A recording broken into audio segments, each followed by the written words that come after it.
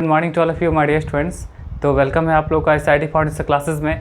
मैं आज आप लोग को पढ़ाने वाला हूँ forces and laws of motion part 4, जहाँ पे मैं आज आप लोगों को बताऊंगा टाइप्स ऑफ इनर्शिया। ठीक है, जैसे हम लोग डिस्कस किए थे कि इनर्शिया के बारे में। इनर्शिया क्या होता है? किसी बॉडी का इनएबिलिटी होता है जिस कारण वो अपने state of rest, state of motion और स्टेट ऑफ डायरेक्शन को चेंज नहीं कर सकता है। ठीक है, तो यहाँ पे आज हम लोग पढ़ने वाले हैं टाइप्स ऑफ इनर्शिया, मतलब इनर्शिया का कितना टाइप होता है। ठीक, तो देखिए there are 3 types of inertia. देखिए यहाँ पे 3 टाइप्स हैं इनर्शिया के। कौन कौन से हो गए? देखिए फर्स्ट हो जाएगा आपका इनर्शिया ऑफ रेस्ट। ठीक है, इनर्शिया ऑफ रेस्ट हो गया। सेकंड आपका क्या हो जाएगा? Inertia of motion.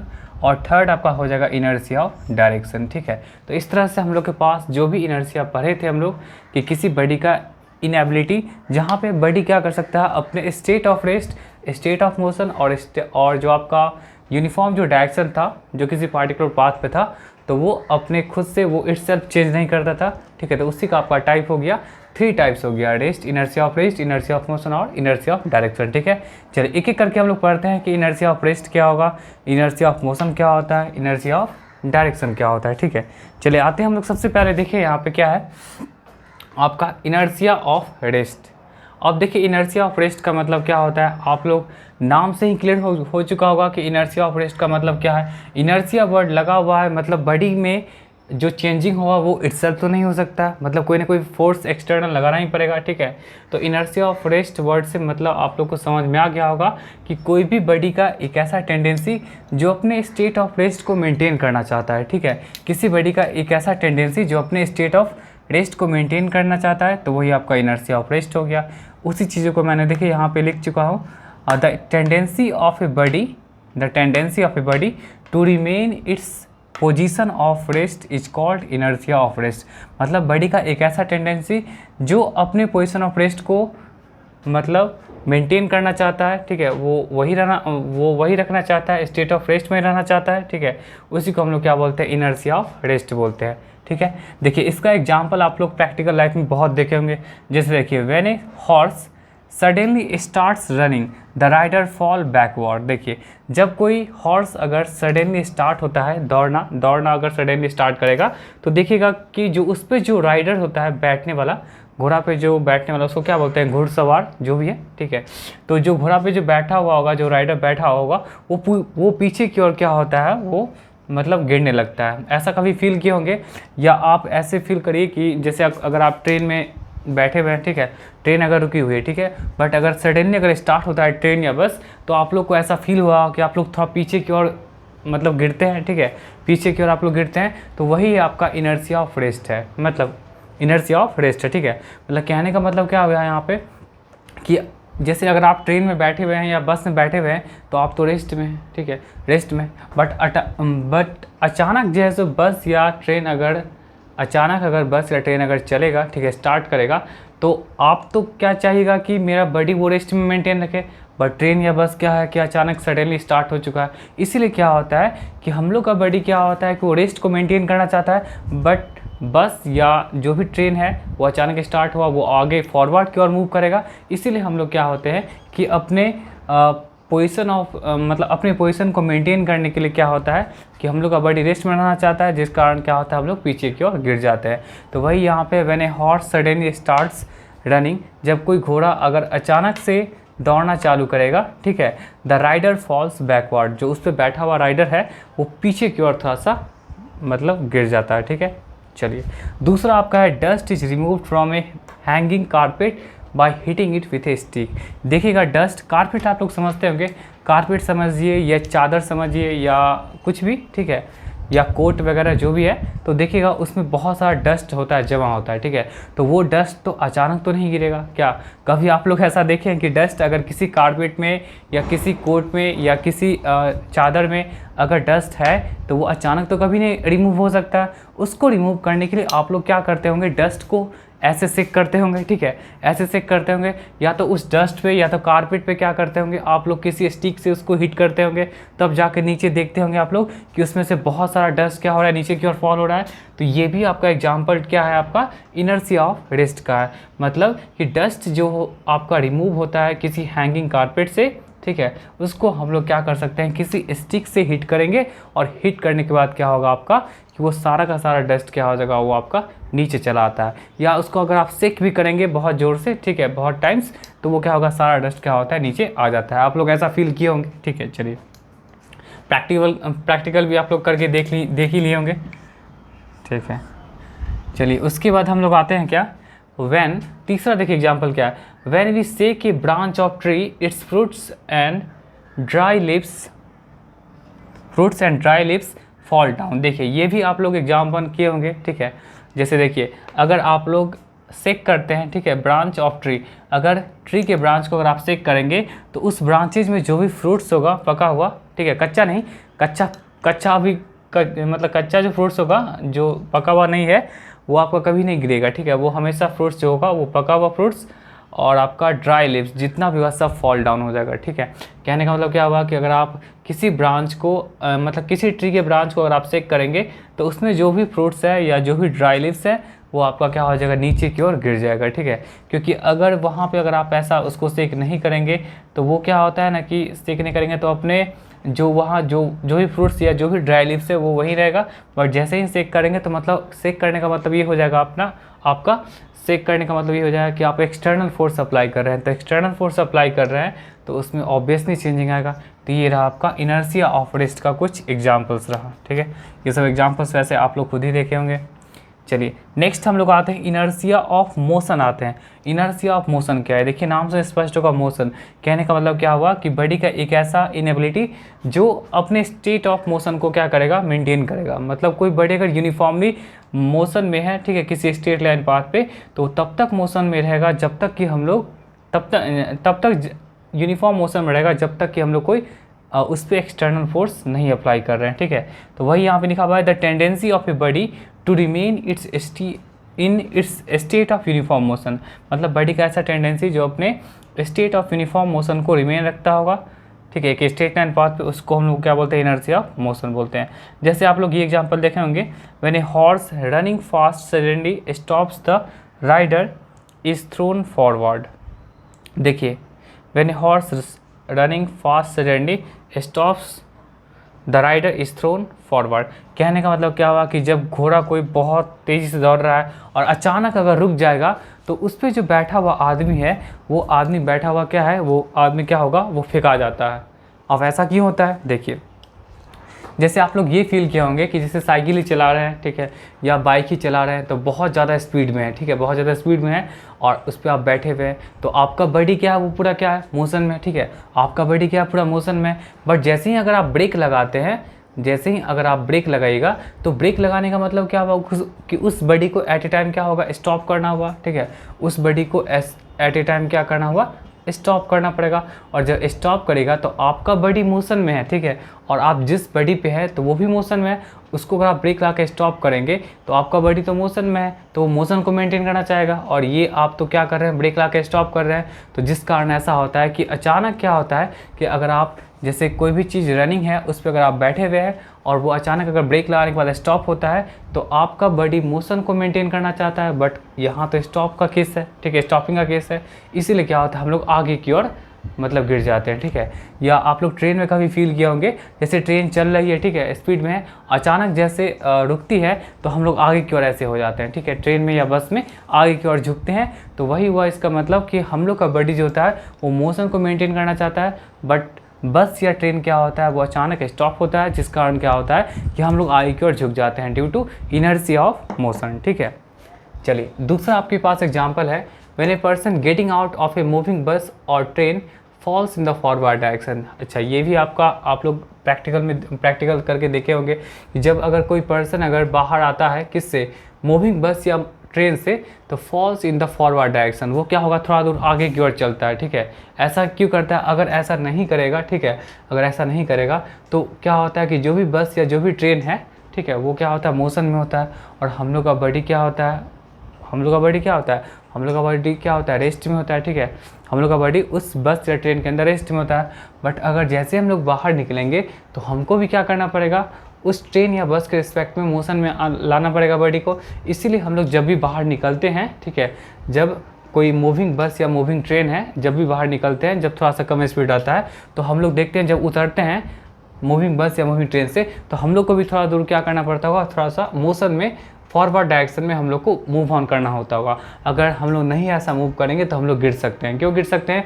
क्योंकि ये बस या ट्रेन क्या होता है, मूविंग में होता है, बट हम लोग का बॉडी क्या होता है, रेस्ट में होता है। तो अपने बॉडी को रेस्ट से मोशन में लाने के लिए क्या करना पड़ेगा, हम लोग को फॉरवर्ड डायरेक्शन में हम लोग को आगे बढ़ना पड़ेगा, नहीं तो हम लोग क्या कर सकते हैं, गिर सकते हैं। ठीक है, due to inertia of motion. ठीक है, चलिए नेक्स्ट आप लोग ये भी देखेंगे कि कोई भी एथलीट जो होता है रन करता है, ठीक है, for a certain distance before taking a long jump. जब भी कभी उसको अगर लंबा जंप करना होगा तो लंबा जंप करने के लिए क्या होगा कि वो क्या करता है, कुछ ना कुछ डिस्टेंस पीछे की ओर जाता है। ठीक है, या कभी किसी फास्ट बॉलर को देखे होंगे आप लोग, क्रिकेट तो देखते ही होंगे। ठीक है, तो क्रिकेट देखते नहीं होंगे या कभी कभी देखे होंगे कि जैसे कोई अगर फास्ट बॉल करता है तो वो खड़ा खड़ा नहीं कर सकता है फास्ट बॉल। ठीक है, उसको क्या करना पड़ता है, थोड़ा सा रन ऑफ लेना पड़ता है। ठीक है, तो वो क्या करता है, तो कोई भी एथलीट को अगर लॉन्ग जंप करना है, ठीक है, तो वो क्या करता है, पीछे से मतलब कुछ सर्टेन डिस्टेंस क्या करता है, कवर करता है। वो खड़ा खड़ा नहीं लॉन्ग जंप कर सकता है। आप ही बताइए, आप यहाँ से लॉन्ग जंप क्या कर सकते हैं, नहीं कर सकते हैं। बट अगर आपको लॉन्ग जंप करना है तो आपको कुछ डिस्टेंस पीछे की ओर मूव ऑन होना पड़ेगा और तब जाके आप बहुत लॉन्ग जंप कर सकते हैं due to inertia of motion. ठीक है, चलिए थर्ड हम लोग आते हैं इनर्शिया ऑफ डायरेक्शन। देखिए, inability of a body to change by itself its direction of motion.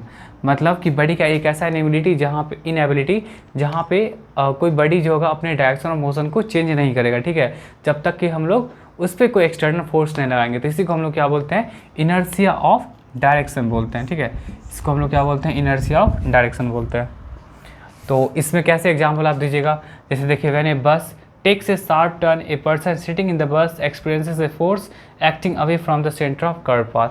आप लोग देखेंगे बस में जब बैठे होंगे, बस या ट्रेन में या नॉर्मली बस या कोई भी 4 व्हीलर है उसमें अगर बैठे होंगे तो बस जब भी कभी शार्प टर्न लेगा, शार्प टर्न करने का मतलब क्या हुआ, किसी कॉर्नर पे जैसे मुड़ा तो आप लोग को ऐसा लगता होगा कि अब हम फेंका जाएंगे बाहर। ठीक है, वो क्या होता है कि मतलब कि आदमी को ऐसा लगता है कि उस पर एक फोर्स एक्ट कर रहा है जो away from the centre of the curve path. वो जो आपका कर्व पाथ है उस कर्व पाथ से क्या होगा, दूर भाग जाएगा, ऐसा होता है। ठीक है, आप लोग देखिएगा। ठीक है, जब भी कभी कोई बस शार्प टर्न लेगा, ठीक है, या कोई 4 व्हीलर का अगर शार्प टर्न लेगा तो उसमें बैठे हुए आदमी को ऐसा लगता है कि वो आदमी क्या होगा, अब उस कर्व पाथ से दूर चला जाएगा, मतलब थोड़ा सा बाहर फेंका जाएगा। ठीक है, ये क्या होता है, due to inertia of direction होता है। ठीक है, सेकेंड आपके पास क्या है, when a dog chases a hare. मतलब जब कोई डॉग अगर हेयर को चेस करता है, हेयर का मतलब यहाँ पे खरगोश हुआ, खरगोश तो आप लोग समझते होंगे। ठीक है, बड़ा प्यारा जानवर होता है क्या। चलिए देखिए, when a dog chases a hare, जब अगर कोई डॉग अगर हेयर को चेस करता है तो हेयर को देखिएगा कि वो क्या करता है, जिग जैग पाथ में दौड़ता है। ठीक है, hare runs along a zig zag path. Zig zag path का मतलब, जिग जैग का मतलब होता है टेढ़ा मेढ़ा। देखिए इस तरह करके, जिग जैग का मतलब ये हुआ टेढ़ा मेढ़ा। तो वो कभी स्ट्रेट लाइन पाथ को फॉलो नहीं करता है। ठीक है, स्ट्रेट लाइन पाथ को वो क्या करता है, हमेशा टेढ़ा मेढ़ा दौड़ता है। तो टेढ़ा मेढ़ा जब दौड़ेगा तो उस केस में क्या होता है कि खरगोश जो होगा बहुत ज़्यादा डिस्टेंस ट्रैवल कर लेता है और डॉग क्या होता है, थोड़ा कम डिस्टेंस ट्रैवल करता है। अब ऐसे भी डॉग के पास ज़्यादा इनर्शिया होगा। अब पूछा कैसे, डॉग का जो मास होता है वो क्या होता है, एज़ कम्पेयर टू मतलब ये हेयर या खरगोश जो भी है वो ज़्यादा होता है। तो डॉग का मास ज़्यादा होगा, तो डॉग जो है अगर इसी जिग जैग पाथ को फॉलो करेगा तो पता चलेगा वो बेचारा डॉग बहुत पीछे हो जाता है। ठीक है, डॉग बहुत पीछे हो जाएगा और उसके बाद खरगोश क्या होता है, खरगोश का मास कम होता है। ठीक है, खरगोश का हेयर का मास जो होता है वो कम होता है। जब मास कम होगा तो जिग जैग पाथ पे वो बहुत जल्दी आगे की ओर बढ़ेगा और ऐसा करते करते क्या होता है कि हेयर क्या होता है, जो खरगोश है वो डॉग से बहुत दूर निकल जाता है और कभी भी डॉग जो होगा उस हेयर का चेजिंग नहीं कर सकता है। ठीक है, तो खरगोश भी जो अपना दिमाग लगाता है वो क्या करता है, अपना जिग जैग पाथ को मूव करता है।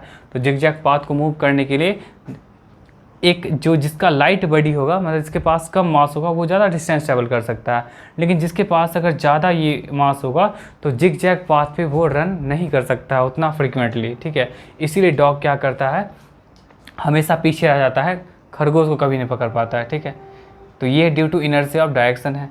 फिर नेक्स्ट देखिए, when a vehicle moves the mud sticking it sticking wheels flies off tangentially. देखिए इसका मतलब ये हुआ कि व्हीकल जब मूव करता है तो मड स्टिकिंग इट्स क्या बोलते हैं, मड जो होगा, कीचड़ जो होता है स्टिक होता है, इसमें चिपक जाता है इसके चक्के में, और चक्का में जब चिपकता है तो ये फ्लाई ओवर जो करेगा, मतलब फ्लाई ऑफ जो करेगा वो टेंजेंशियली करता है। जैसे देखिए ये एक क्या हुआ, व्हील हुआ, ठीक है, ये एक व्हील होगा,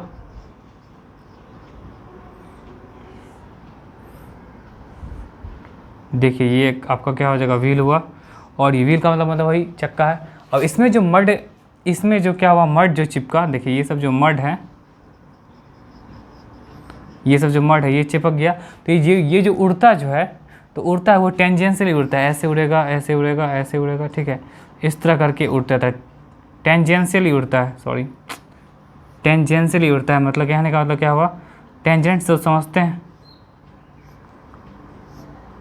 ठीक है, ऐसे टेंजेंट होता है। और इसी को मतलब ताकि आदमी के ये सब पे नहीं पड़े तो हम लोग क्या करते हैं, मड गार्ड लगा देते हैं, ठीक है, इसको बोलते क्या है, मड गार्ड लगा देते हैं यहाँ पे। तो जो क्या करता है उसको सेव करता है ताकि ज़्यादा मतलब मड वगैरह नहीं उड़े। तो यहाँ भी जो आपका व्हीकल जो मूव करता है तो उसमें जो मड जो स्टिक करता है, तो मड जो होगा वो फ्लाई ऑफ जो होगा हमेशा टेंजेंशियल नहीं होगा। टेंजेंशियल कहने का मतलब क्या हुआ, एक सर्कुलर आपका ये व्हील हो गया, और ये जैसे जैसे व्हील रन करेगा आगे की ओर तो टेंजेंशियली मड क्या होगा, वो बाहर निकलेगा। और टेंजेंशियली मड जो बाहर निकलता है, आप लोग कभी देखिएगा, कभी कीचड़ में चलाइएगा तो देखिएगा चक्का से जो आपका जो कीचड़ जो निकल रहा है वो टेंजेंशियली निकलता है। टेंजेंशियली निकलने का मतलब ये हुआ कि जिस सर्कल पे हम लोग टेंजेंट बनाते हैं, इसी तरह करके आपका मड भी क्या होगा, वो बाहर निकलते रहता है, ठीक है। तो उसी को मतलब ये भी आपका इनर्शिया ऑफ डायरेक्शन का एग्जांपल है। और यहाँ पे हम लोग क्या करते हैं, इसको बचाने के लिए क्या करते हैं, हम लोग मड गार्ड यूज करते हैं ताकि हम लोग के कपड़े पे या हम लोग के बॉडी के किसी पार्ट पे नहीं पड़े, ठीक है। तो ये था आपके पास inertia of rest, inertia of motion, inertia of direction, ठीक है। चलिए हम लोग नेक्स्ट टॉपिक आते हैं, लीनियर मोमेंटम, इसको नोट कर लीजिए। नेक्स्ट आते हैं मोमेंटम, ठीक है। इसको हम लोग कई बार ये भी बोलते हैं, लीनियर मोमेंटम ही बोल सकते हैं, लीनियर मोमेंटम, ठीक है। इसको हम लोग कई बार क्या बोलते हैं, लीनियर मोमेंटम। लीनियर मोमेंटम का मतलब क्या होता है, लीनियर का मतलब क्या होता है, स्ट्रेट लाइन पाथ। तो यहाँ जो भी मोमेंटम होगा वो स्ट्रेट लाइन पाथ पे होगा, इसलिए यहाँ पे इसको नॉर्मली या तो हम मोमेंटम बोले हैं या तो हम लोग लीनियर मोमेंटम बोल सकते हैं। चलिए देखिए मोमेंटम एक्चुअली क्या है, मोमेंटम जो होता है किसी बॉडी का क्वांटिटी ऑफ मोशन होता है, ठीक है। मोमेंटम कहने का मतलब क्या हुआ, किसी बॉडी का क्वांटिटी ऑफ मोशन है जो किसी बॉडी के द्वारा प्रोसेस होता है। तो आप इसको ऐसे लिख सकते हैं, momentum of a body, momentum of a body is the quantity of motion, is the quantity आप समझते हैं, मात्रा, quantity of motion which is possessed by a body, which is possessed by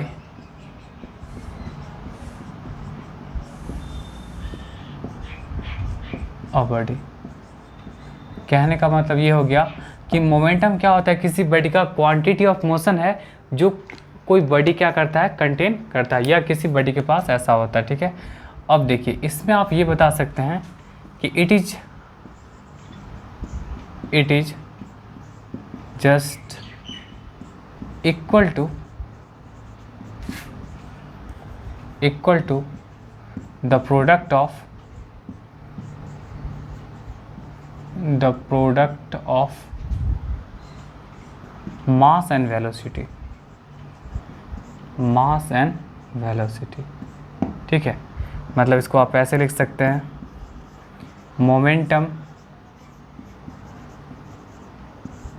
equal to क्या हो जाएगा, मास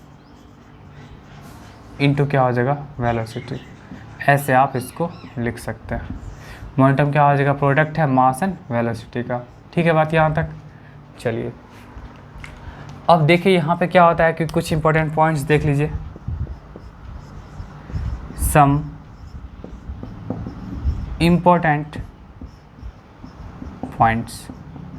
तो कुछ important points में क्या हो जाएंगे, देखिए फर्स्ट पॉइंट ये होगा कि सबसे पहली बात कि मोमेंटम को हम लोग किस लेटर से डिनोट करते हैं, तो ये हो जाएगा इट इज़ डिनोटेड बाय क्या हो जाएगा P, ठीक है। तो जब P होगा तो आप इसको ऐसे लिख सकते हैं डैट इज, या नीचे ही कर लीजिए, डैट इज मोमेंटम मतलब P इक्वल टू क्या हो जाएगा mv, मास इनटू वेलोसिटी, आप ऐसे यूज कर सकते हैं। दूसरी बात कि हम लोग के पास जैसे 7 फंडामेंटल फिजिकल क्वांटिटी है, लेंथ है, टाइम है, मास है, करंट है, टेम्परेचर है, अमाउंट ऑफ सब्सटेंस है और आपका ल्यूमिनस इंटेंसिटी है, ठीक है। तो ये उस 7 के अलावा जो भी होगा सब डिराइव्ड फिजिकल क्वांटिटी होगा, ठीक है। डिराइव्ड फिजिकल क्वांटिटी कहने का मतलब क्या हुआ, इसको डिफाइन करने के लिए हम लोग को इसी फंडामेंटल फिजिकल क्वांटिटी का हेल्प लेना पड़ेगा जो 7 है, ठीक है। तो चलिए इसको हम लिख सकते हैं it is a derived physical quantity, it is a derived physical quantity,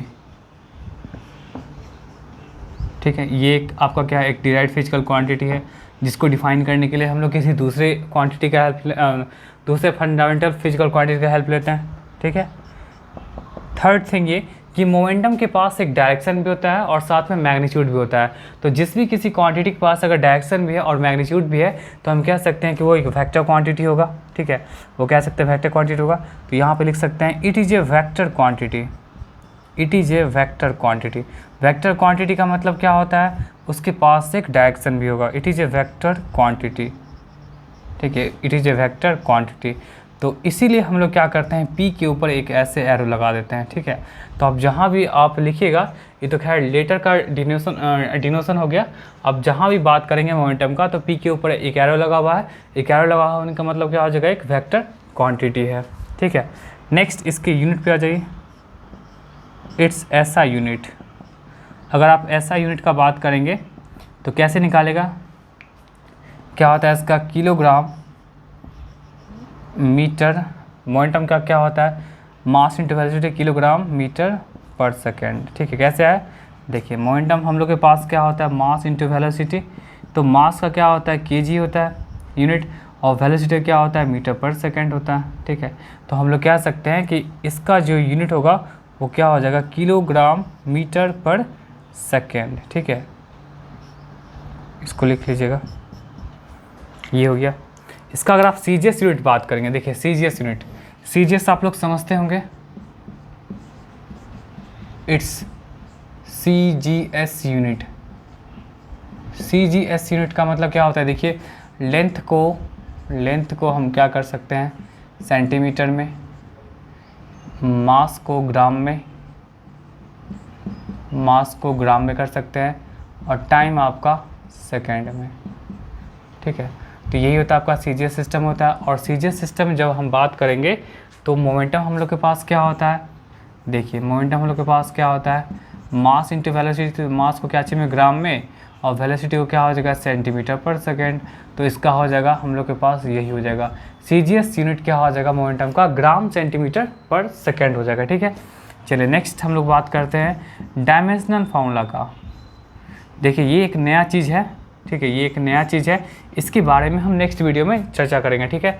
it's dimensional formula, वैसे अभी हम फिलहाल के लिए लिख देते हैं इट्स डायमेंशनल फार्मूला। कई लोग को तो आता भी होगा, वैसे 9th के सिलेबस में है नहीं पढ़ना, बट फिर भी हम बताएंगे।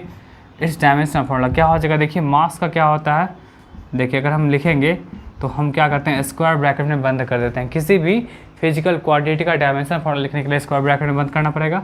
मास का क्या होता है कैपिटल M,